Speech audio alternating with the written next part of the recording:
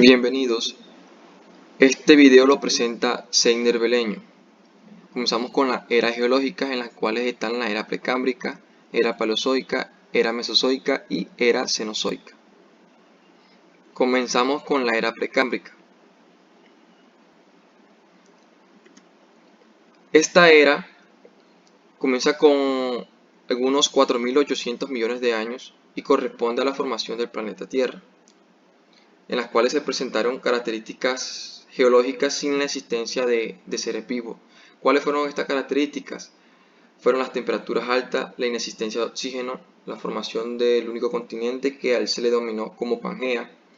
En esta era se redujo la temperatura, formando la formación rocosa, que como dije anteriormente, Pangea, la cual con el tiempo se rodeó de mucha agua, que la cual formó el que se cree que fue el único mar.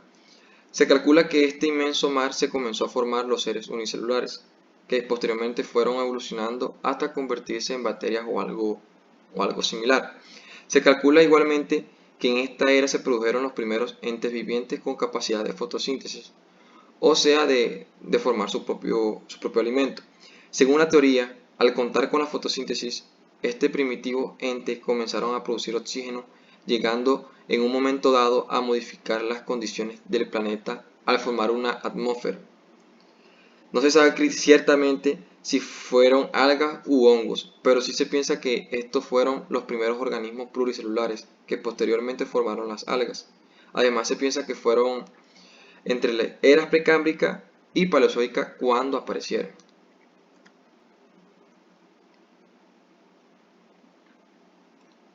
Continuamos con la era paleozoica. En los inicios de esta era, la vida solo existió en los mares donde los seres vivientes se fueron diversificando entre plantas y los primeros peces y entes marinos.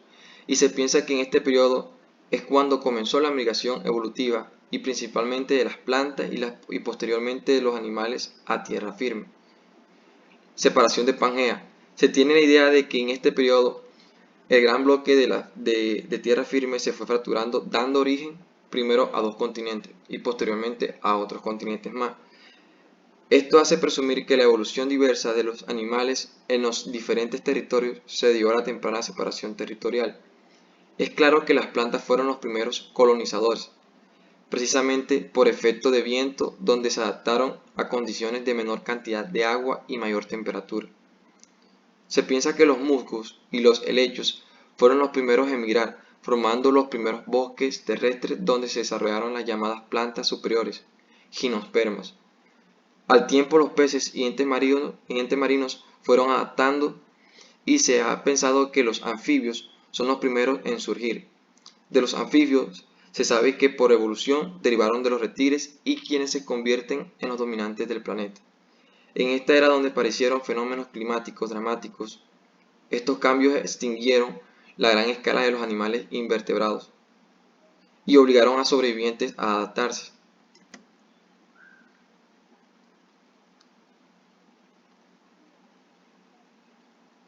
Continuamos con la era mesozoica.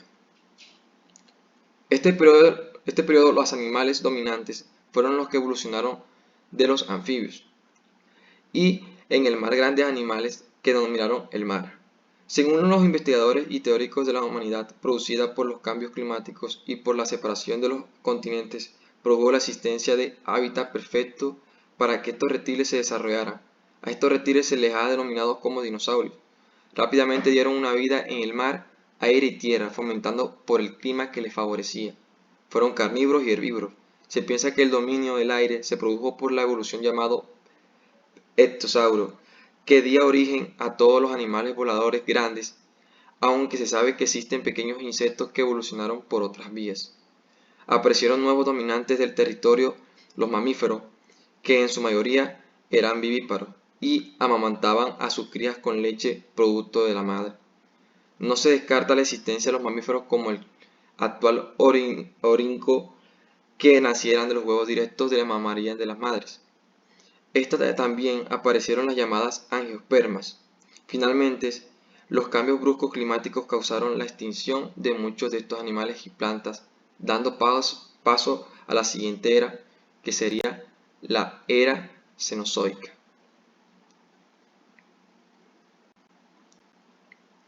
Comenzamos con la era Cenozoica. Bueno, esta era precisamente la que estamos viviendo. En esta era la estructura de los continentes es como la conocemos, ¿vale? Es como la conocemos. Y la diversidad dominante es de insectos mamíferos y aves sobre la superficie, y en el mar son la variedad de peces y mamíferos acuáticos que conocemos. Los primates y mamíferos superiores o evolucionados, que son los placentarios, migración de aves, inviernos, efectos suficientes que quedó de glaciaciones de su necesidad de sobrevivir. En esta era apareció de entre los primates onícidos del hombre, que desde sus antecesores demostró la capacidad de adaptación superior, la cual lo ha llevado a dominar el mundo que conocemos, llegando a cambiar el clima y la geografía del planeta.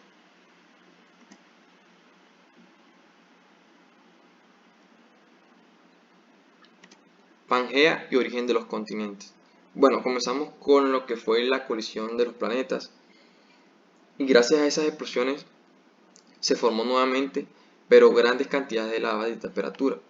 Después con los años logró recuperarse para así, bueno, conocerse como planeta Tierra, y ahí es donde entran los continentes en los cuales se da el desplazamiento de ella.